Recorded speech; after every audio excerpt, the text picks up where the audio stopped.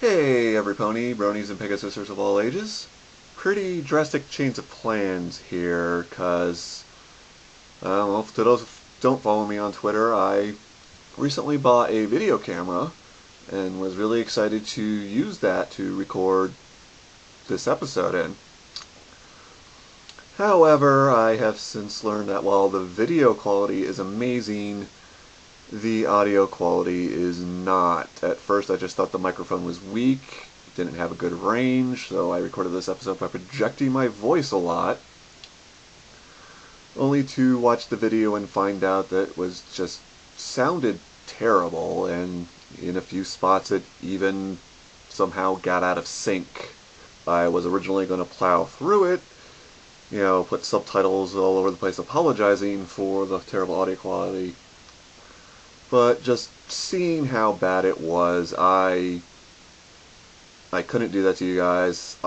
Despite the low production qualities of this show anyway, I would not be proud of putting something like that out. So, gonna sort of fulfill my wish of originally wanting to do a My Little Pony collectible card game podcast and do this episode completely in voiceover. I'll still have images of the cards, and I'll play clips of the show where I think it's appropriate. But, yeah, this is what we gotta deal with this time, and hopefully next time I'll have something better. For now, though, the question for you guys is, who is best princess? This is one of the most fiercely debated topics in the MLP fandom, and honestly there's good arguments for and against each of the princesses. But this is a show with a very specific focus. So, instead of considering the quality of certain episodes, or whether or not we should count the comics and other media, I want to try to figure out who's the best princess in the My Little Pony collectible card game. Originally I was considering making this 2 videos, one for the mains and the other for friends, but then I realized just how many dang princess friends there are, so we're just going to be focusing on the mains for now. And even then, I'm narrowing it down a little more by talking about mains with the word princess in their name, and who came out during the time frame of the premiere block. By which I mean any princess main that came out in or during any product between premiere through Absolute Discord. So for now that means Twilight is out of the running. I mostly made this decision so this video won't become instantly dated. After all, even as I work on this, set 7 looms. And for the sake of organization, I decided to go in the order of who has the least amount of mains to the most. Now, with that all the way, let's get this train wreck a-rollin'.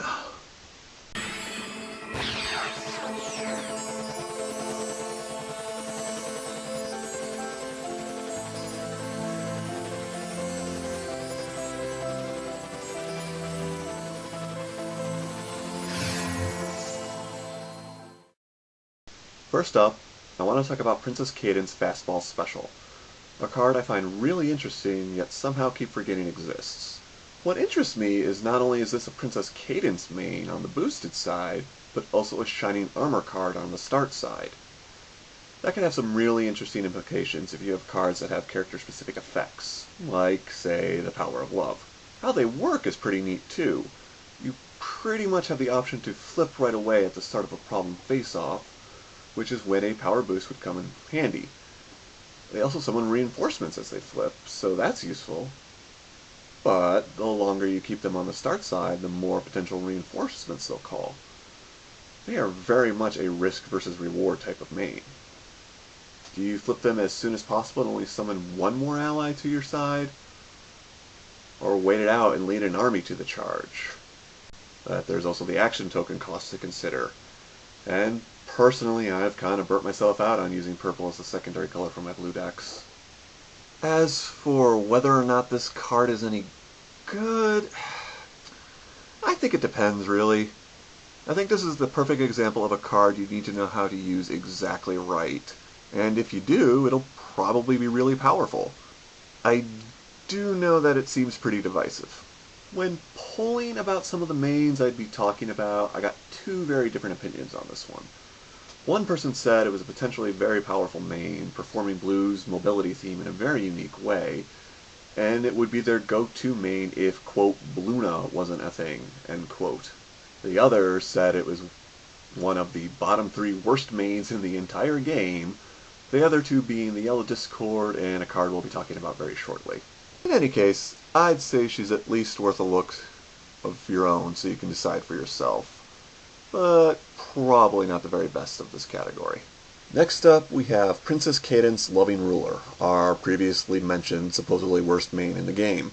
And while I don't agree with that opinion, I can kind of see how they got it.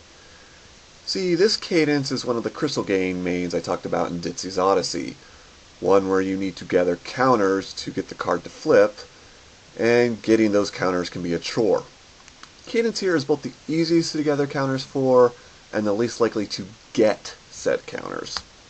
See, in order to get a shield counter, an opponent's friend just has to come into play at the same problem. Seems really easy, right? Might even get all you need in 2 turns.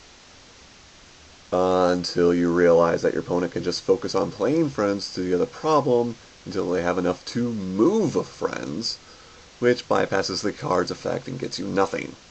This is all the more frustrating because, much like a certain bubbly mare, her flipped ability is pretty good, but you won't likely ever get to see it in action. At least, like Bubbly Mare, that was the case before Equestrian Odysseys and the start of the second block. Now, all this is still theoretical as far as I know, but I'm going to link you to a deck idea from a YouTuber named Kudo called Tickets Please. I'll let you watch the video for specifics, but what it basically boils down to is using the showy keyword at one problem and Princess Cadance at the other to create a, quote, no-win situation for your opponent. Either they're paying out the flank to move cards to a problem that's all showy, or they're playing friends at the other and helping you flip your main. It's a bit more complicated than that, but the idea seems solid enough that I've started building the deck and hope to try it out. I just haven't gotten around to buying all the cards required. Once I've had a chance to use it in a few games, I'll report back and let you know how it went. So, is Loving Ruler the worst main in the game? Personally, I don't think so. Even if you discount the idea of using cards outside her block, I'd still argue there are worse mains. But without showy, she's easily frustrating enough to keep her away from the best princess title.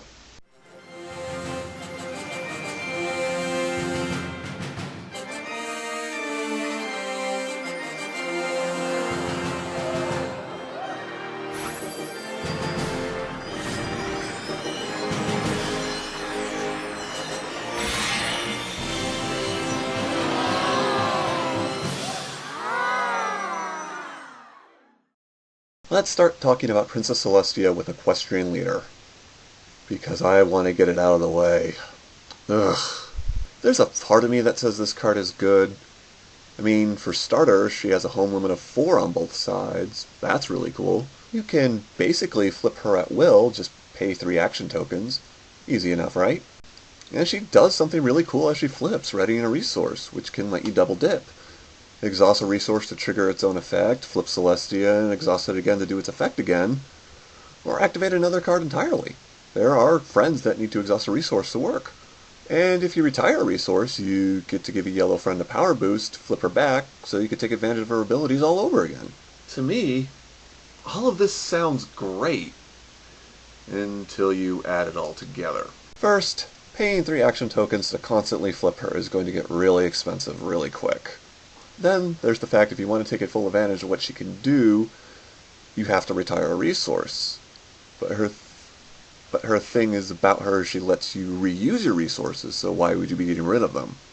And I don't know about you, but while the whole readying resources to use them again sounds great, I can't think of any resources off the top of my head that would get you something so amazing it'd be worth 3 action tokens each time.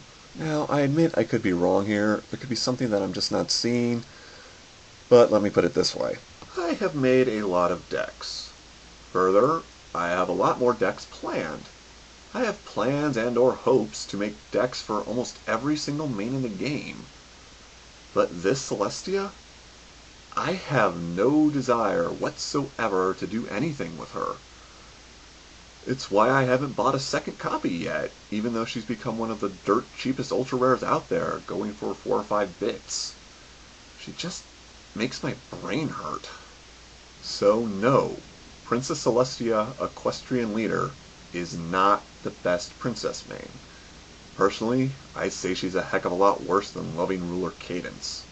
Now, I imagine a lot of you are expecting me to say similar things about Princess Celestia Hoofshaker. And yeah, her flipped ability's meh at best, but here's the thing. I've had really good luck with her. I've built a deck around her and it's won every game it's played in. I think a big part of that is I more or less ignore her flipped ability and focus on the fact that she's easy to flip. That and power. The deck's secondary color is orange, so yeah, the basic idea is orange does the heavy lifting and yellow makes it stronger. I do have some stubborn friends in there just in case, but I mostly just have a lot of low-cost friends so I can get 3 of them out there, exhaust, and boom. Low cost also helps in case I do use her flip ability. I won't have to spend all my action tokens getting ponies back into play. In theory anyway, I haven't used it once. Therein lies the issue though. If you're ignoring what the card is designed to do, I really don't feel like it's a proper main. Even if that deck is one of my favorites. Princess Celestia's last main in this block is Solar System from the Celestial Solstice box. And I think this one could be a contender for the title. Eventually. At the very least, I think it's the most fun of the 3 Celestias. The biggest hiccup here is that this main is very Alicorn focused. You need to have 2 into play to flip her, and most Alicorns are pretty expensive. Most have a fairly high action token cost and or color requirement. And sometimes another cost after that. Luckily, High Magic introduced some fairly cheap Princess Twilight friends, one of which is ridiculously strong. There's also the Nightmare New Moon Troublemaker, which is also from Celestial Solstice. Like I mentioned in last episode, it lets you put an Alicorn into play once it's defeated, which opens the door for a lot of fun and powerful possibilities. And you have Alicorns in play, they all get stronger once the Celestia is flipped. Alicorn friends are becoming more common and easier to play. I think within a few more sets, we'll be seeing this main probably in competitive play more often.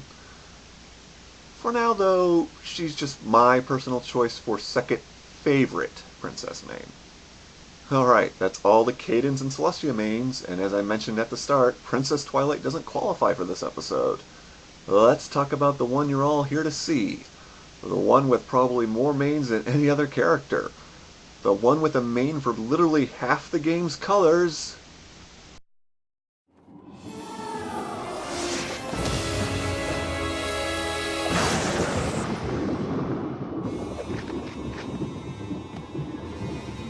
Princess Luna! Alright, once again getting the ultra rares out of the way, we have Princess Luna Dreamcatcher, which is pretty much the purple counterpart to Equestrian Leader, focusing on events instead of resources. In all honesty, I don't know what to make of this one. When you look at it in comparison to its sister card, yeah, it doesn't look that great. One could argue it's worse since her power only goes up to 2. But, on the other hoof, events are much more useful than resources, and she lets you go fetch whichever one you might need as she flips, plus a free shuffle. And the trigger to flip her back could potentially be an extra draw. That's always good. And hey, if you're running purple, you can get a ton of extra action tokens pretty easily, so you'll be able to take advantage of her ability more often.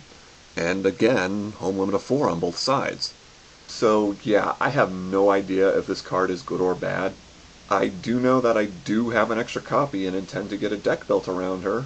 I also know she's not even the best Luna, never mind best princess. For example, I feel that Princess Luna, The Party's Over, is sheer elegance in its simplicity. To flip her, all you have to do is win a face-off, which is what you're hopefully doing anyway. And once flipped, she gives every pony on the opponent's side -1 during problem face-offs. Not amazing, but not to be underestimated either. There's also a lot of cards with very similar effects. Your opponent's power can get drained pretty quick. And then there's Princess of the Night. Bow before Princess of the Night!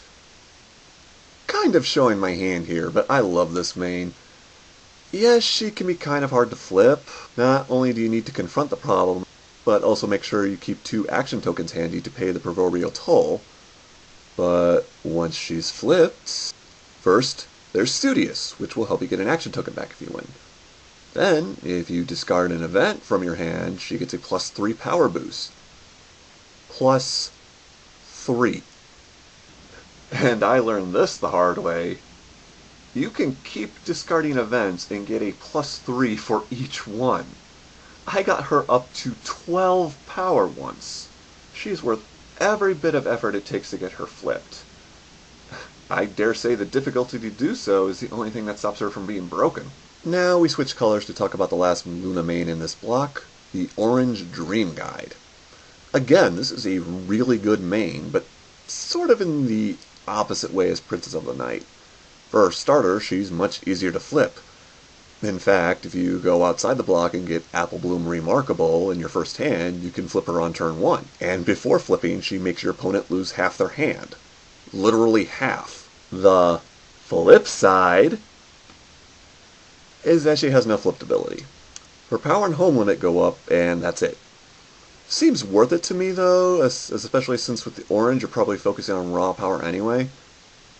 Well, in this case, raw power and probably making your opponent discard even more cards. When I started doing my research for this episode, I did a poll on my Twitter asking the infamous question, but within the context of the game. Luna won in a landslide. So a week later, I did another poll where I asked which of the 4 I'd be talking about is the best Luna. Princess of the Night won by a very large margin, but the only other main to literally get any vote was Dream Guide. From a purely mechanical standpoint, I agree that these are the 2 best mains with Princess in their name. But as for which one between the 2 is better...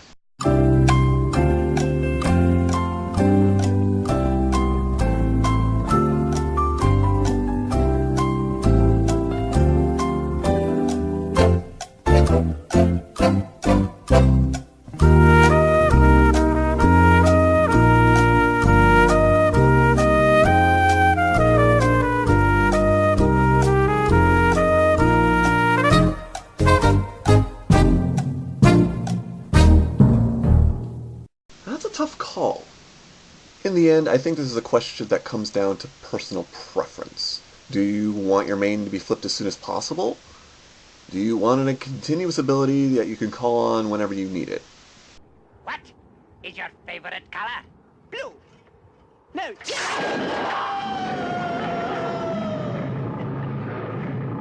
As for me, I think I have to go with Princess of the Night over Dream Guide.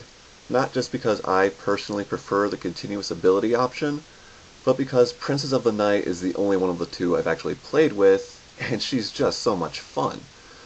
Once my Dream Guide deck is actually built and I've had a chance to play a few games with it, I may change my mind. So congratulations to Princess Luna. I hereby declare Princess of the Night to be best princess main from Premier Block.